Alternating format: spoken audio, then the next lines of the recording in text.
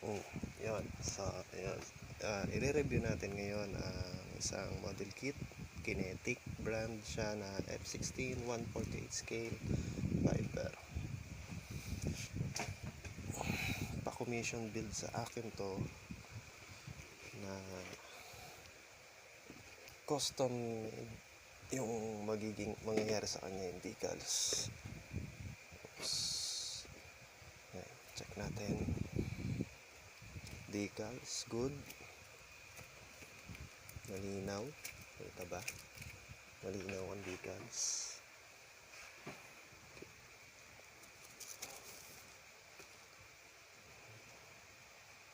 Para siyang sa academy na mga bago ngayon. Hindi natin malaman kung makapal siya o ano, kung hindi pa natin siya ikakabit. Then manual, ayan, may history, f-16, parts breakdown, mga runner, canopy, nose, nakahiwalay. Maganda ang ano niya, ang pagkakagawa ng manual. Hindi siya magulo, hindi cluttered. Kasi merong iba na sobra talagang gulo, hindi mo na makita kung saan siya pupunta, saan part para dun sa isang part na yun. By the way, ano to, dalawang version na pwedeng magawa sa kanya.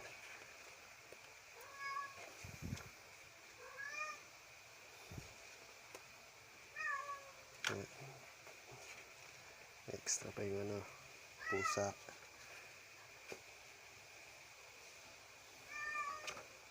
Nice. Maganda. Looks na isang manual. Ang mga weapons. Nabasa ko rin sa ibang review na tong kit na to ang pinakamarami na weapons na mailalagay mo. Sobrang dami niya. Actually, na hindi mo naman magagamit lahat. May kakabit lahat.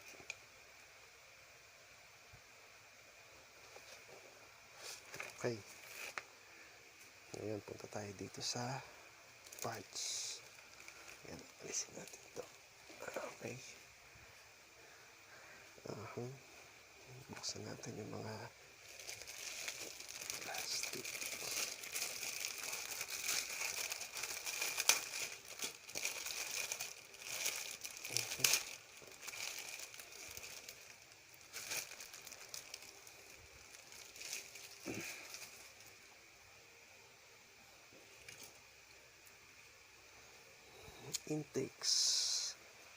Intakes, may mga parts sa para sa intakes. Masyadong malalim yung mga ejection mold marks niya.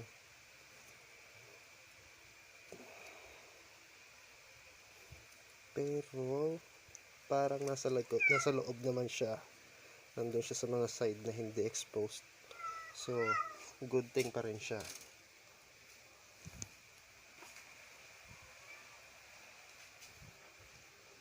Okay.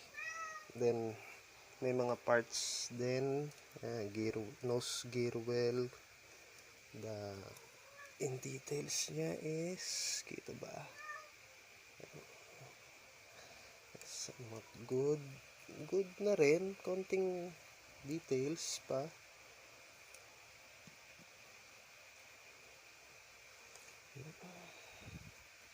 Exhaust. Maganda, sharp yung mga lines. At may detail sa loob.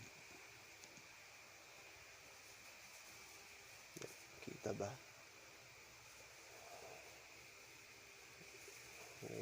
May detail siya, may mga ridges. This is nice. Ang wheels. Ito ang isang nakita ko sa mga review na kakaiba. Aside sa ibang kit, hiwalay yung wheel hubs sa mismong tires. Na, ibig sabihin nun, mas madali siyang pintahan. Hindi ka na magmamask. more masking. Yay! Main gear doors, good details, consistent. Tsaka yung landing gear, good gear, main landing gear brakes, may details. Maganda ang details. Next, cockpit tab. So far, wala pa naman tayo nakikitang flashes on niya. Na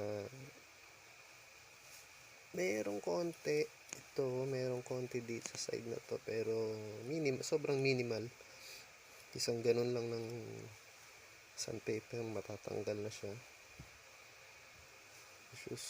Ayan, as usual, merong mga ejection pin marks, pero feeling ko hindi naman dun siya sa mga parts talaga na matatakpan eh. Ayan, medyo malalalim yung mga mold marks niya.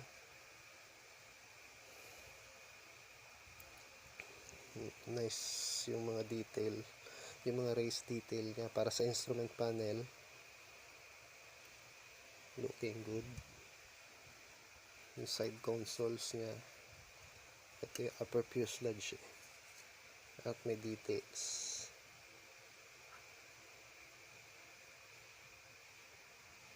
Ayan, nakikita ba? Yan. Yung side consoles niya is meron din naman details eh. Ayan, may mga raised panel lines sa loob. Okay, next. Punta tayo sa main fuselage.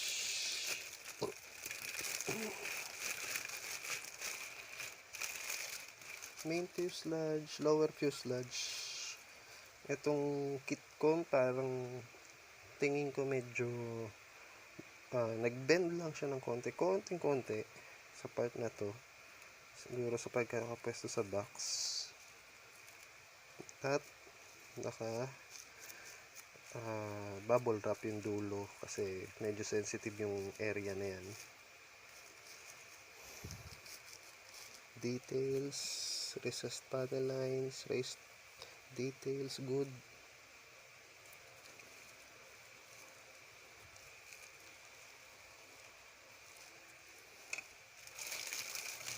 Upper fuselage. Ayan, napaka-consistent ng mga race details niya. Hindi katulad nung iba na may nawawala. Merong isang part na meron, pagdating di sa kabilang side nawawala. So, ayun, good naman. Ayan, meron pang panels na nakatanggal na may option na pwede mong buksan. Ayun, nasa loob din yung mga ejection pin marks. At may option siya na para dito sa mga flaps tsaka slots with yung mga leading edge slots niya. Pwede mong option na naka lower or naka then itong nose cone naka bubble wrap din siya eh. Hindi naman siya ganun ka-sensitive pero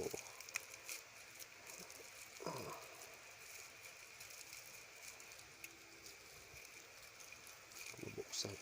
Ayan. Kasi merong mga antena na naka-mold na. Ayan, nakikita niyo ba? Ayan, sobrang liit. Meron siyang dalawa. Then yung python. Kabitan siya ng python tube. Is good naman.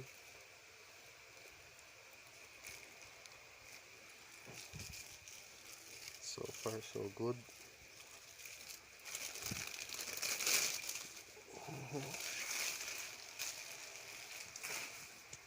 Next is itong mga parts pa rin ng main aircraft.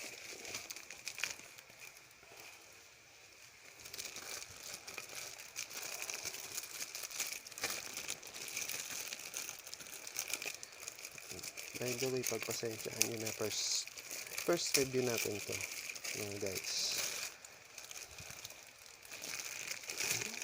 Kaya please pakisuportahan. Okay, balik sa review. Main gear na main gear wells, good, ganda ng details ito. Gusto ko siya ikumpara doon sa ibang F-16 na gawa ko, pero wag na kasi ibang brand yon. First time ko mag-build ng kinetic, so ako ngayon nai-impress ako sa nakikita ko.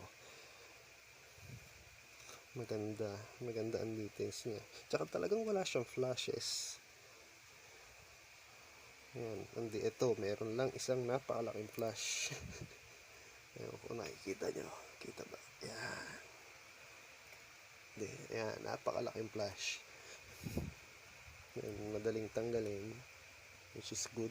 Hindi naman siya nakaka-istorbo doon sa details. Mga slots, intake,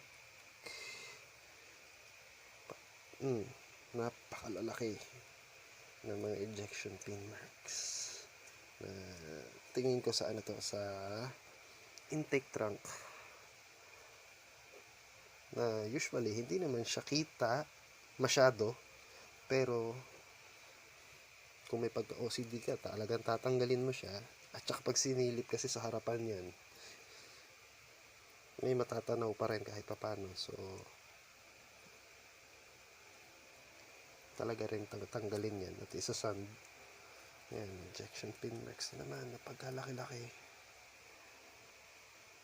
pero at least nasa loob, nasa mga parts areas siya na hindi exposed.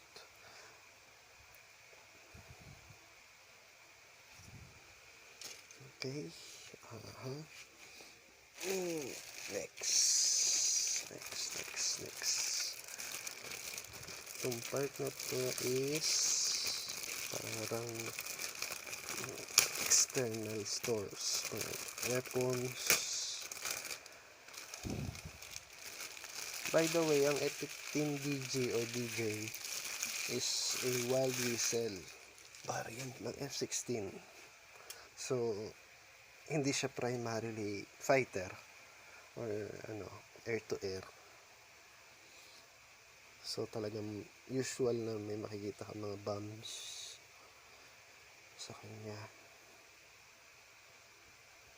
Ejection seat. Ito isang mahalaga. Looking good, maganda.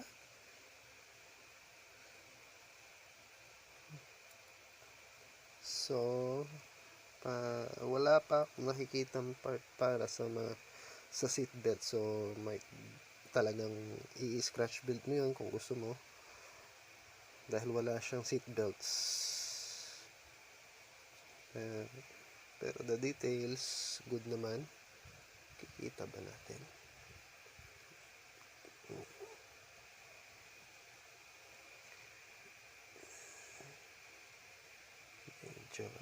May mga race details siya eh.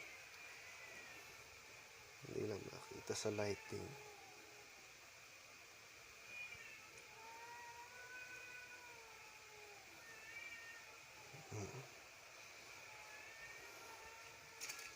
Ayan na naman sila.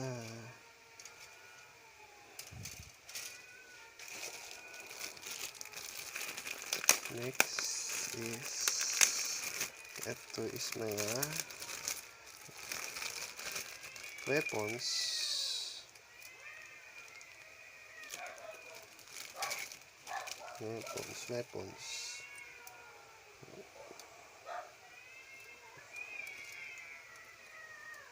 Ay, tangina. Oops. Good naman yung details. Aray.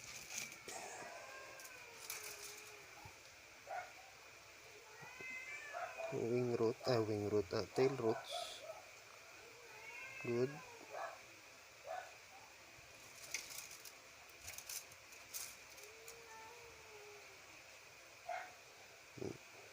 targeting pads, good details, good. So far so good. Sniper XR.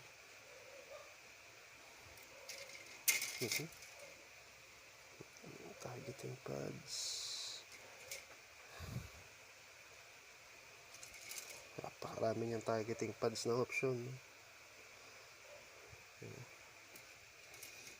Na hindi mo rin lahat siya gagamitin eh. Kasi usually dalawang targeting pads ang naka-install lang sa kanya. Ito na yung last.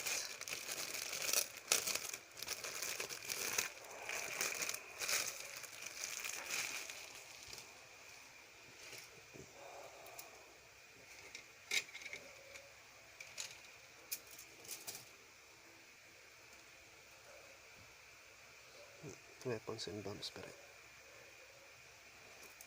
Alisin natin ito para hindi masyadong magulo.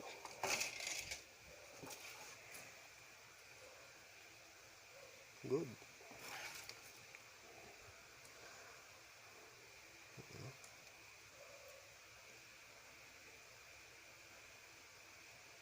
Meron din siyang details. May mga rivets eh. May mga rivets siya dito na hindi masyadong kita.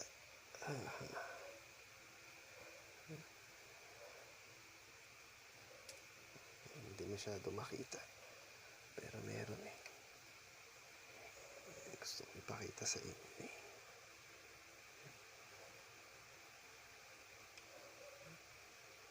Ayun, ayan, kita.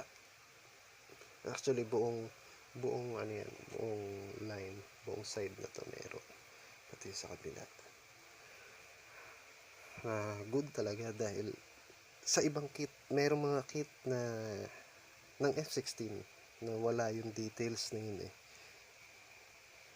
Na isang medyo mahalaga kasi kitang-kita siya dahil yan yung mga nandun sa wingtips. Itong isang nasa wingtips to kaya kitang-kita. To same lang din. Same. Okay. And last but not the least, ang clear parts. Napakadami ng clear parts para sa isang light fighter. Hindi ko masabing maliit kasi 148 siya, pero maliit siya sa iba kumpara. Clear parts mostly sa weapons, headlights, mga anti-collision lights, sa mga targeting pad, sniper XR, iba-ibang yung heads up display. Maganda yung pagkaka-detail, maganda yung pagkaka-mold sa kanya. Canopy, dito lang ako sa canopy, medyo na di-disappoint nung sinilip ko to nung kailan kasi maganda naman eh. Hindi siya ganun kakapal, hindi rin siya ganun kanipis. Dito lang ako na disappoint. Kung makikita nyo, meron siyang mold mark sa gitna, simula dito hanggang di sa dulo, na kailangan nating isand yan, isand, i-polish hanggang sa mawala nang hindi masyadong naapektuhan yung surrounding areas o yung pagka-clear ng canopy. Yan. Ano pa ba? Wala na. Yun. So next video natin is habang nabubuo na ako. Okay? Bye bye. Ingat.